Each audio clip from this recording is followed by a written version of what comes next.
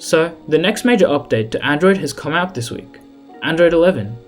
Whilst it isn't a major upgrade and Google is continuing to ditch the desert names, there are some cool new features included in the latest version of Android. First off, and one of the more prominent upgrades, is Android 11's new focus on communication and chat apps. With this comes the new Chat Bubbles feature.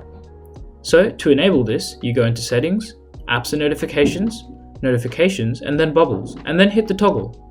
This basically replicates the chat head feature in Messenger, just now for every single messaging app. The management of it is really clean in my opinion, because all the chats from your various apps are stored under the one bubble, and you can enable or disable bubbles using this toggle in the chat notification. It's gonna get better as more apps start to support it, and if you don't like it, you can just disable it. Next, there's the enhanced media controls, which are actually quite a good change in my opinion. So, as usual, there's the media control at the top here, except now instead of it being a notification, which could get cluttered quite quickly if you have multiple apps playing audio, it's now a card in the quick settings, and the cool thing is you can just swipe between the cards to find the player you're looking for. You might have noticed that up at the top here, it shows that it's playing out of the phone speaker, and this is actually another neat feature. If you've got any Bluetooth devices connected, you can just click on it and switch the audio output to another device. It's a feature that I didn't know I wanted, but now that it's here, it makes it super easy to switch audio when I've got headphones or a speaker connected.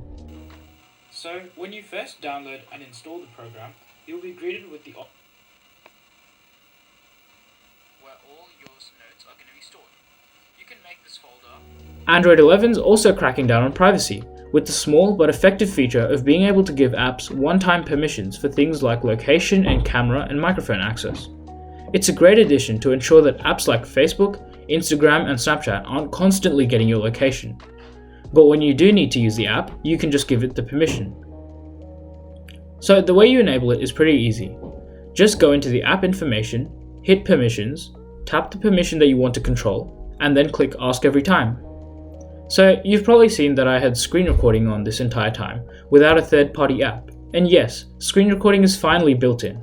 This is a feature that was already included in many other Android skins such as Oxygen OS and One UI, and it's a feature that should have been included in Android 10, but hey, better late than never. To access it, just swipe down into the quick settings, hit the pen tool to edit it, and then drag and drop the screen recording icon. As part of this feature, you can record the screen as well as display any taps on the video. And finally, you can record either device audio or external audio. A long overdue feature, but a welcome one.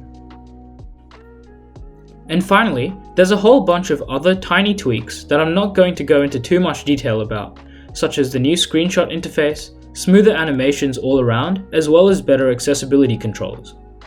Overall so far, Android 11 is a pretty good upgrade.